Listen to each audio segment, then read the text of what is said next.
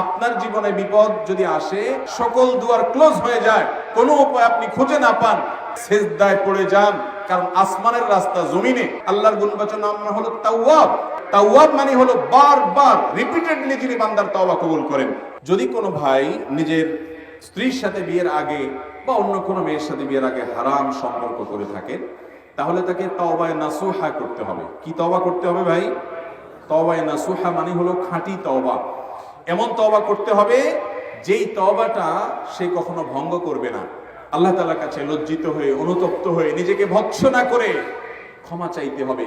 আল্লাহ তাআলা ক্ষমা চাওয়াকে এত ভালোবাসেন যে বান্দা যখন পাপ করার পর লজ্জিত হয়ে চোখের পানি ফেলে দেয়, অনুতপ্ত হয়, আল্লাহর দেওয়া অক্সিজেন গ্রহণ করছি, আল্লাহর দেয়া নেয়ামত দিয়ে বেঁচে আছি, সে আল্লাহর নাফরমানি করলাম, আল্লাহর কাছে আমাকে যেতে হবে, তার নাফরমানি করলাম, কিভাবে তার পাশে দাঁড়াবো, তার সামনে দাঁড়াবো।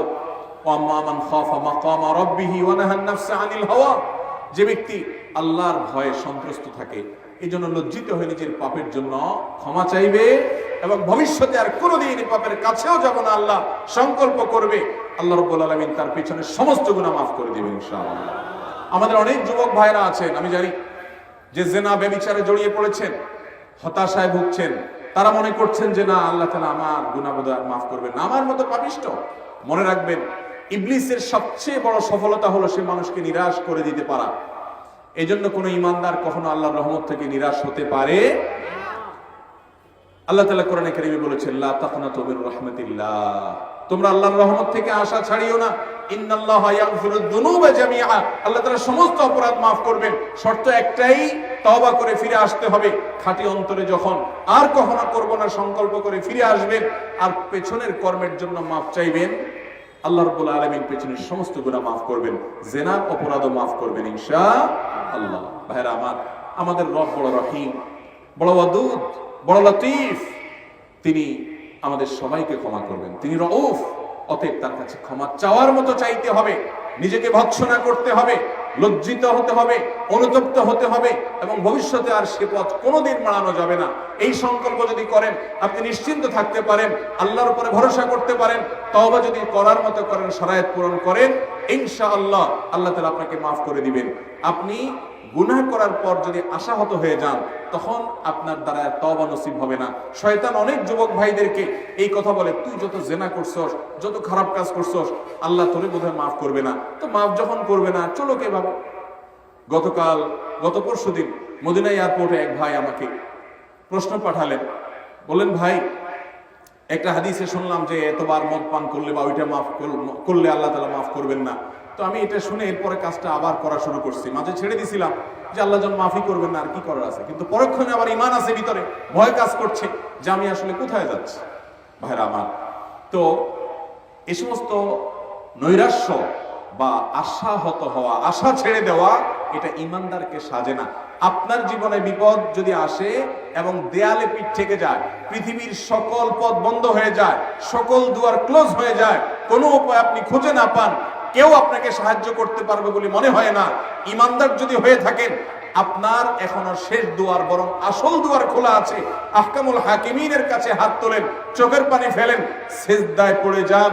কারণ আসমানের রাস্তা জমিনে, মাথা লুটিয়ে দেন জমিনে, আল্লাহর সাথে কেঁদে কেঁদে বলেন, দুনিয়ার কোন শক্তি যেটা পারবে না, আল্লাহ রাব্বুল আলামিন সেটা পারবেন। ফাআলু লিমা ইয়াশা। এজন্য ইমানদার কখনো নিরাশ হতে পারে। পেছনের সমস্ত অপরাধের জন্য মাফ চাইতে হবে, মাফ চাইতে হবে। ভাইরা আমার, আমাদের রব আমাদের প্রতি অনেক দয়ালু, বিধায় তিনি মাফ করবেন। শর্ত হলো মাফ চাওয়ার মতো চাইতে হবে। তওবা করব তো ইনশাআল্লাহ। ভাইরা আমার, কুল্লু বনি আদম খাত্তা, সকল আদম সন্তান আমাদের ভুল আছে না নাই? কেউ ফেরেশতা আছি আমরা, আমি, আপনি, আমরা কেউ ফেরেশতা। আমাদের সবার দ্বারা ভুল কম হোক বেশি হোক হয়। ওয়া খায়রুল খাত্তাইন আত-তাওয়াবুন, এই পাপিষ্ঠদের মজলিসে, মাহফিলে আল্লাহর কাছে সবচেয়ে উত্তম এবং শ্রেষ্ঠ ভালো মানুষ হলো তারা যারা পাপের পর ভাই তওবা করে ফিরে আসে, চোখের পানি ফেলে, অনুতপ্ত হয়ে, লজ্জিত হয়ে নিজে নিজে ভৎসনা করে, নিজেকে নিজে শাসন করে, আমি আল্লাহর নিমক হারামি করেছি, আল্লাহর অক্সিজেন ভোগ করছি, আল্লাহর নেয়ামত ভোগ করছি। কত মানুষ হাসপাতালে বেডে কাতরাচ্ছে, কত মানুষ কত বিপদে আছে। আমি এরপরও আল্লাহর এত নেয়ামত ভোগ করে নাফরমানি করেছি। এই বসা থেকে ওঠার ক্ষমতা আমার নেই, বাসা পর্যন্ত যাওয়ার ক্ষমতা আমার নেই। এর মধ্যে অনেক কিছু হয়ে যেতে পারে। প্রতি সেকেন্ডে আল্লাহ রাব্বুল আলামিনের মুরাকাবায় আছি, তার তত্ত্বাবধানে আছি। তার বিপদ থেকে আমাকে তিনি মুক্ত রেখেছেন। এত নেয়ামত ভোগ করার পর আমি নিমক হারাম, আমার রবের কথার বাইরে আমি চলছি, নিমক হারামি করছি। আমি সেজন্য নিজেকে ভৎসনা করব এবং নিজেকে শাসন করব যে আমার দ্বারা এই অপরাধ কেন হয়েছে। এর শাস্তি স্বরূপ আমি আর অমুক অপরাধের দ্বারে কাছেও যাবে না। এর শাস্তি স্বরূপ আমি এখন থেকে ভালো কাজটা শুরু করব, ওইটা শুরু করব। এরকম যখন আপনি নিজেকে নিজে শাসন করবেন, আল্লাহ রাব্বুল আলামিন আপনার পেছনের গুনাহ শুধু মাফ করবেন না, ওই গুনাহ মাফ করে সওয়াব দিয়ে পরিপূর্ণ করবেন ইনশাআল্লাহ। ভাইরা আমার, এই জন্য জেনা হয়ে গেছে, আপনি এখন আল্লাহর কাছে কথা দেন, আল্লাহ জেনা যেহেতু হয়ে গেছে, আমি নিজে যেহেতু অন্যায় করে ফেলেছি, আমি নিজের প্রতি নিজে একটা শাস্তি আরোপ করছি। আমি আর এই দু চোখ দিয়ে কখনো হারাম, অপাত্র, বেগানা নারী ফেসবুকে, ইউটিউবে, বাহিরে কোথাও আমি দেখবো না। আল্লাহ প্রয়োজনে আমি স্মার্টফোন ত্যাগ করে ফেলবো। আজকে এক বোন, একটু আগেই এই ময়মনসিংহের একজন বোন, অনেক ভালো অবস্থানে থাকা একজন বোন, আমাদের আলোচনা আমরা বলছিলাম যে কিছু সময়ের জন্য স্মার্টফোন ত্যাগ করে বাটন ফোনে চলে আসেন নিজেকে অন্যায় এবং হারামের অভ্যাস থেকে সরানোর জন্য। তিনি বলছেন যে তিনি অনেক বিত্তশালী মানুষ, বলছেন যে আমি বাটন ফোন ব্যবহার করি, আমার কোনো স্মার্টফোন নাই, এটা আল্লাহর জন্য ত্যাগ। তো আপনি নিজেকে যেরকম শাসন করে অন্যায় থেকে সরে আসার জন্য এক দুটা স্টেপ নেন, পদক্ষেপ নেন এবং দেখান মালিক আপনি দেখেন আমি আমার এই খারাপ বন্ধুগুলোর সাথে চলা ছেড়ে দিয়েছি, আল্লাহ শুধু আপনাকে খুশি করবার জন্য। আমার দ্বারা অন্যায় হয়ে গেছে, এদের কারণে আমি এদের সাথে সম্পর্ক ছিন্ন করেছি আপনাকে খুশি করবার জন্য। মান আহাব্বা লিল্লাহ ওয়া আবগাদা লিল্লাহ ওয়া আতা লিল্লাহ ওয়া মানাআ লিল্লাহ ফাকাদ ইসতাকমালাল ঈমান।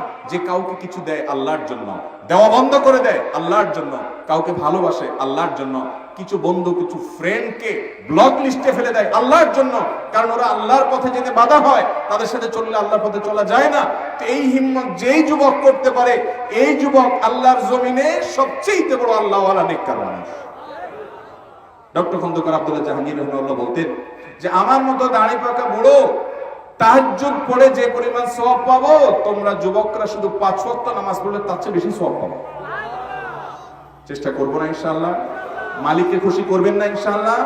যুবক ভাইরা আমার, আল্লাহর নির্দেশে বাইরে সুখ নাই, শান্তি নাই, কোন প্রকার তৃপ্তি নাই। আপনি যদি তৃপ্তি চান, আল্লাহর গোলামি করেন। আল্লাহর গোলামিতে যে শান্তি, এটা আর কোথাও নেই। আল্লাহ তাআলা আমাদের সবাইকে আল্লাহর গোলামির শান্তি পাওয়ার তৌফিক দান করুন। পাপাচার অপরাধ হয়ে গেলে নিরাশ হওয়া নয়, তওবা করব খাঁটি অন্তরে, আর কখনো সে পথ মাড়াবো না। যদিও কখনো মাড়ানো হয়ে যায়, সাথে সাথে আরো জোরে সোরে ভৎসনা করবো যে আমি আবার নিমুখানামি করেছি। এইভাবে তওবা যদি ভেঙে যায়, সাথে সাথে রিনিউ করে ফেলতে হবে। আশা ছাড়া যাবে না যে বারবার ভাঙা যাচ্ছে, আমি কি করব। না, আপনি বারবার তওবা করেন, আগের তওবার চাইতে পরের তওবা যেন স্ট্রং হয় সে চেষ্টা করেন। আল্লাহর গুণবাচন নাম হলো তাওয়াব। তাওয়াব আর তায়েবের মধ্যে পার্থক্য আছে ভাই। তাওয়াব মানে হলো বারবার রিপিটেডলি যিনি বান্দার তওবা কবুল করেন। অতএব আপনি নিরাশ হবেন না, হতাশ হবেন না। আল্লাহর কাছে তওবা করব তো ইনশাআল্লাহ। এই মজলিসে বসে মনে মনে একটা অপরাধ থেকে অন্তত তওবা করেন। আমি ফেসবুকে হারাম জিনিস আর দেখবো না, হারাম গান বাজনা, হারাম জিনিস আমি আর শুনবো না, খারাপ বন্ধুর সাথে আর চলবো না, আমি অমুক পথে আর যাব না, আমি ধূমপান ছেড়ে দেব, আমি অমুক কাজটা ছেড়ে দিব। একটা অন্তত অপরাধ ছেড়ে দেওয়ার তওবা করেন। চেষ্টা করবেন না ইনশাআল্লাহ? আল্লাহ তাআলা আপনাকে, আমাকে, আমাদের সবাইকে আমল করার তৌফিক দান করুন।